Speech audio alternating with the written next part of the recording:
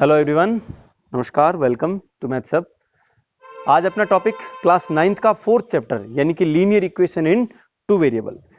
8th class में हमने जो चैप्टर नंबर 2 पढ़ा था linear equation in one variable से थोड़ा सा अपन आगे पढ़ते हैं और उसका थोड़ा अपन रिवाइज करेंगे, फिर अब तक चैप्टर स्टार्ट करेंगे। देखिए, इसमें आपको कुछ टर्म्स है, टू वेरिएबल्स, इसका मतलब एक ऐसी इक्वेशन आने वाली है जो लीनियर भी है और उसमें वेरिएबल्स कितने आने वाले हैं, 2 आने वाले हैं, यानी कि 2 वेरिएबल्स आने वाले हैं। तो सबसे पहले आपको समझना होगा कि ये वेरिएबल क्या होते हैं। वैसे तो आपको आता है, हमने लास्ट क्लास में पढ़ा हुआ है, और साथ में आपको ये पढ़ना है लीनियर इक्वेशन क्या होती है, what is linear equation. Start करते हैं अपना वेरिएबल से। ऐसी राशि, ऐसा नंबर, ऐसी संख्या, ऐसा जिसका वैल्यू चेंज होता है वो कहलाता है वेरिएबल। उसको अपन डिनोट करते हैं X Y P Q R, यानी कि अपने जो अल्फाबेट हैं वो स्मॉल अल्फाबेट से अपन इसको डिनोट करते हैं, वो होता है वेरिएबल। यानी इसकी वैल्यू क्या होती है, चेंज होती है, वैल्यू चेंजेस, ठीक है। या यूं कह सकते हैं इनकी वैल्यू वेराइज करती है। यानी आपने कहा x की वैल्यू 0 हो सकती है, x की वैल्यू कभी -5 आती है, x की वैल्यू हमने 100 भी देखी है, तो कुछ भी हो सकता है। वो वैल्यू जो है वो क्या कहलाता है, वेरिएबल कहलाता है। इसके अगर उल्टे की बात करें, रिवर्स की बात करें, तो वो होता है इनवेरिएबल। इनवेरिएबल्स मीन्स जिसकी वैल्यू चेंज नहीं होती है, उसको हम कांस्टेंट भी कह सकते हैं, लाइक 5, 3, -100, 0, कुछ भी हो सकता है। तो ये नंबर्स जितने भी होते हैं ना वो इनवेरिएबल कहलाते हैं, और ये एक्स वाई जेड के रूप में अपन डिनोट करते हैं, वो जो होती है वो क्या होती है, वेरिएबल्स क्वांटिटीज होती है। तो वेरिएबल और इनवेरिएबल समझ में आ गया। अब अपन समझ लेते हैं इसमें लीनियर इक्वेशन क्या आने वाला है। इक्वेशन तो आप तो समझते ही हो, जैसे आपके पास है x बराबर 5, ये इक्वेशन है जिसमें आपके लेफ्ट हैंड साइड और राइट हैंड साइड है, बीच में आपके क्या है, इक्वल का सिंबल है, तो ये कहलाती है इक्वेशन। अब ये इक्वेशन कैसी हो, हमारा लीनियर हो। इसका मतलब क्या हो, जैसे एग्जांपल दिया आपने x + y = 7, तो आप कह सकते हैं power of the variable, variable की जो पावर है वो क्या हो, 1 हो। जैसे यहां पे हमारे वेरिएबल की पावर कितनी है, 1 है, तो ये कहलाती है linear equation. This is called linear equation. If the power of the variable is 2, power of the variable is 2, then this is called quadratic equation।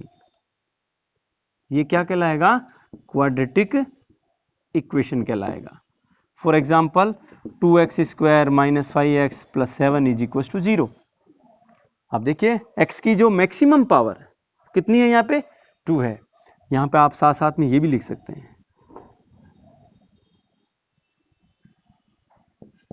Maximum power of the variable. आपको इतना ही check करना है, maximum power 2 है तो वो quadratic कहलाएगा, maximum power of the variable is 1 है तो वो लीनियर कहलाएगा। और अगर पावर आपके पास 3 आ गई, पावर कितनी आ गई, 3 आ गई, तो वो कहलाएगी आपकी cubic equation. Like 4x⁻³ 5x², 4x - 3 = 0। यहां आपको ये ध्यान रखना है कि 4 क्या है, ये है आपका कोफिशिएंट, जो x³ का मल्टीपल है। एक न्यूमेरिकल नंबर मल्टीप्लाई होता है उसे कहते हैं कोफिशिएंट, और ऊपर जो यहां लगती है उसे कहते हैं पावर, या हम डिग्री भी कह सकते हैं। क्या कह सकते हैं, डिग्री ऑफ द वेरिएबल। तो ये आपके क्लियर हो गया। यानी हमारी इस पूरी एक्सरसाइज में डिग्री ऑफ द वेरिएबल कितनी आने वाली है, 1 आने वाली है, और जो वेरिएबल्स हैं वो कितने आने वाले हैं, 2। वो XY हो सकते हैं, PQ हो सकते हैं, कुछ भी हो सकता है, इसको आपको एज्यूम करना है, कोई भी हो सकता है, ठीक है। अपनी इस एक्सरसाइज 4.1 का जो फर्स्ट क्वेश्चन है वो आपके दे रखा है, कॉस्ट ऑफ द नोटबुक, और एक रिलेशन दे रखा है कॉस्ट ऑफ द पेन। इन दोनों के साथ रिलेशन दे रखा है, कहा गया cost of the notebook is twice than the cost of the pen, then find the equation for this situation. इसके लिए आपको एक इक्वेशन बनानी है। तो अपन एज्यूम करते हैं, let the cost of the notebook is x rupees and the cost of the pen is y rupees. यहां तक ठीक है। फिर अपन को क्या करना है, according to the question, question के अकॉर्डिंग क्या करना है कि आपका इधर है x, यहां पे लिख सकते हैं हम cost of the notebook, cost of the notebook, पूरा ब्रैकेट बना दिया। फिर उसको इक्वल करना है किसके साथ, कॉस्ट ऑफ द पेन के साथ, कॉस्ट ऑफ द पेन। और आपको पता ही है ना, कॉस्ट ऑफ द पेन और जो नोटबुक है वो इक्वल नहीं है। इसका मतलब है आपने किसी न किसी नंबर से मल्टीप्लाई, डिवाइड, प्लस या माइनस करना होगा। अब आप ये समझिए कि ये जो है ना, उसने कहा ये ट्वाइस है, ये ट्वाइस है, हम इक्वल करना चाहते हैं तो दूसरी साइड को 2 से मल्टीप्लाई करना होगा। यही आपका सॉल्यूशन हो जाएगा। फॉर एग्जांपल देता हूं, नोटबुक की कॉस्ट आपके 10 रुपीज है, पेन आपका ओनली 5 रुपीज का है। आप चाहते हो कि इक्वल हो जाए, ये ट्वाइस है तो 2 को मल्टीप्लाई किससे करोगे, इसको, ताकि ये भी 10 हो जाए और ये भी क्या हो जाए 10। तो ये काम आपको यहां भी करना होगा। कॉस्ट ऑफ द नोटबुक क्या हो गई x, cost of the pen क्या हो गया y, और अपन 2 से मल्टीप्लाई कर देंगे पेन की कॉस्ट को। तो ये हमारे पास इक्वेशन आ गई x इक्वल्स टू 2y। आप चाहो इसको स्टैंडर्ड फॉर्म में लाना तो ये भी लिख सकते हैं, देखो x minus 2y is equals to 0। तो ये कहलाता है स्टैंडर्ड फॉर्म। क्या होता है देखिए, ax plus B Y plus C equals to 0। ये होता है आपका लीनियर इक्वेशन इन 2 वेरिएबल का स्टैंडर्ड फॉर्म। ठीक है, यहां तक क्लियर है। तो अब ये क्या करना है कि इसको आप चाहो तो इस फॉर्म में रखें। तो देखिए आपके पास x के टर्म है, y की टर्म में, कांस्टेंट नहीं है, इसका मतलब क्या है वहां पे 0।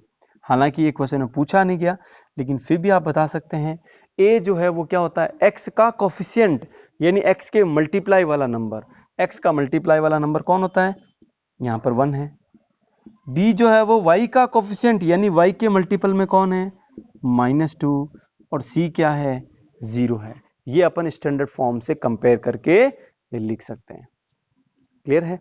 सेकंड क्वेश्चन अपन देखिए, अपनी एक्सरसाइज का सेकंड क्वेश्चन देखिए, जिसमें आपको लीनियर इक्वेशंस दे रखी हैं कुछ 2 वेरिएबल्स में, आपको उनको कोफिशिएंट्स बताने हैं। क्या बताने हैं, कोफिशिएंट। तो मैं यहां पे थोड़ा सा क्लियर कर देता हूं कि अपना स्टैंडर्ड फॉर्म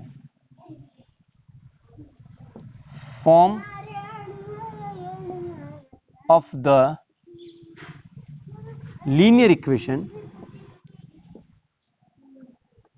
इन 2 वेरिएबल होता क्या है, ax plus B Y plus C is equal to 0। ये है आपका लीनियर इक्वेशन इन 2 वेरिएबल का स्टैंडर्ड फॉर्म। इसका मतलब क्या हो गया, यहां से आपको इन इक्वेशन को इस इक्वेशन के साथ कंपेयर करना है। जहां आप बता दीजिए a क्या है, कोफिशिएंट ऑफ x हो जाएगा, और b क्या हो जाएगा, कोफिशिएंट ऑफ y हो जाएगा, और c क्या हो जाएगा, वो है आपका कांस्टेंट। c क्या हो जाएगा, कांस्टेंट हो जाएगा। ठीक है, तो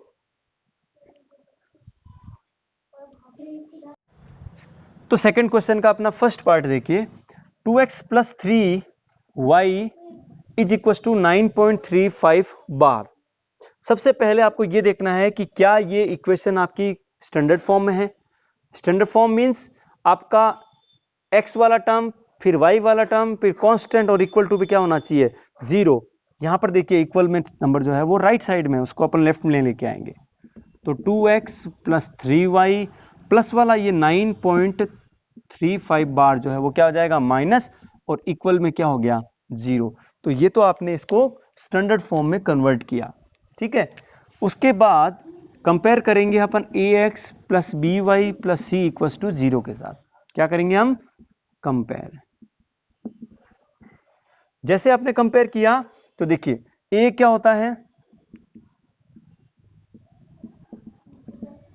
कोफिशिएंट ऑफ x, तो a हो जाएगा आपका 2।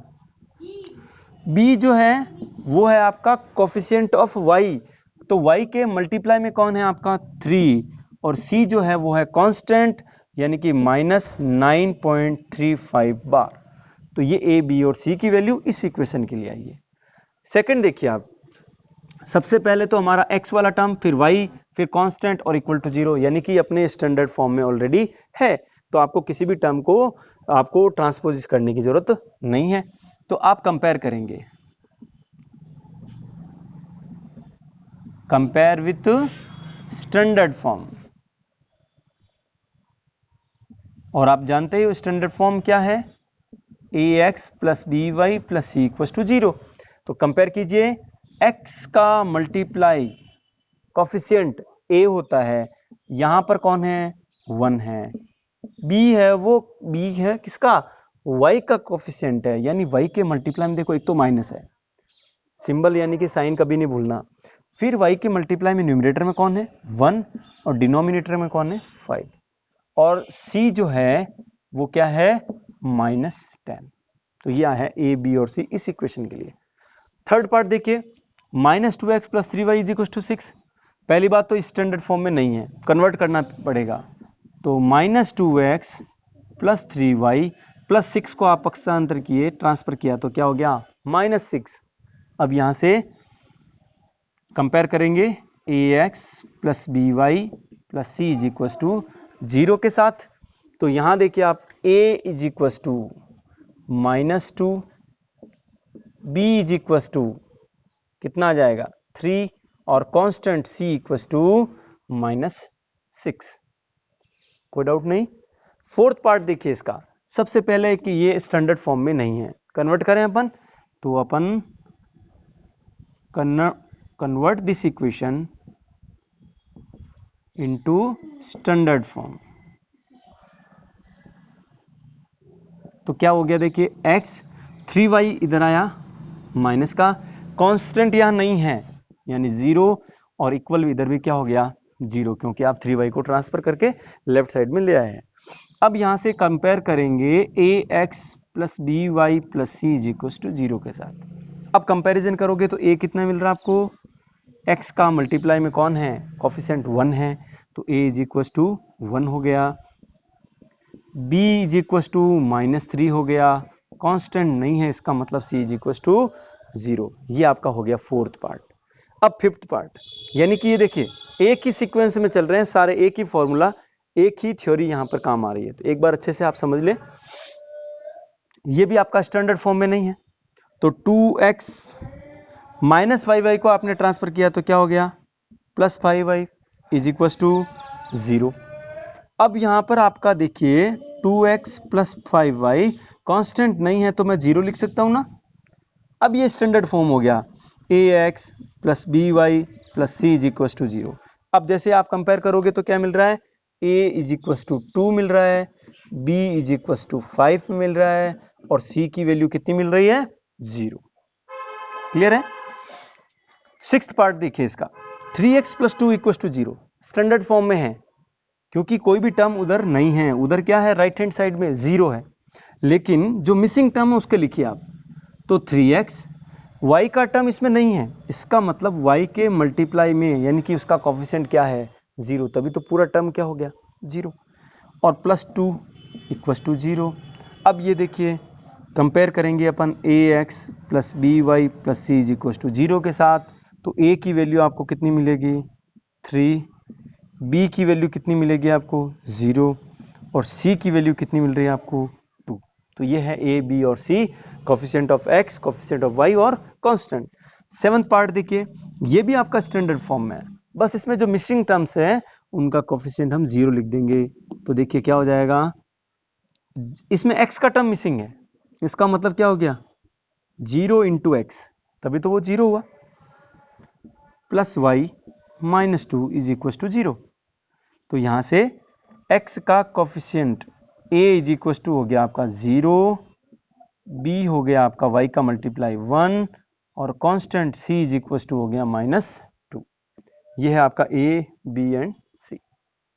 Last part 5 is equal to 2x, सबसे पहले तो आप 2x को ट्रांसफर कीजिए, तो ये हो गया देखिए -2x, y का टर्म यहां नहीं है, इसका मतलब 0y, और कांस्टेंट c की वैल्यू क्या है 5 इज इक्वल टू 0। ये हो गया अपना स्टैंडर्ड फॉर्म। कंपेयर करेंगे अपन ax plus B Y plus C के साथ, तो देखिए a इक्वल टू आपको मिल जाएगा -2, b इज इक्वल टू मिलेगा आपको 0 क्योंकि यहाँ पे y का टर्म नहीं है, और c इज इक्वल टू कितना है 5। ये है आपका a b और c। अब इसी क्वेश्चन को देखिए थोड़ा सा अपन और ट्राई करते हैं। 5 इज इक्वल टू 2x था ना, तो आप ऐसे भी लिख सकते हैं 0 is equal to 2x plus का 5 आपने ट्रांसफर कर दिया माइनस में, तो ये भी सॉल्यूशन सही होगा। इसका क्या हो सकता है, इसका आगे देखिए 0 is equal to 2x, y का टर्म यहां नहीं है, 0y कांस्टेंट है -5, तो यहां से कंपेयर कीजिए a is equal to x की value 2, b is equal to y का कोफिशिएंट 1 और c इज इक्वल टू क्या हो जाएगा -5। तो ये भी हो सकता है, ये भी हो सकता है। ठीक है, दोनों ही केस में अपना आंसर राइट होगा।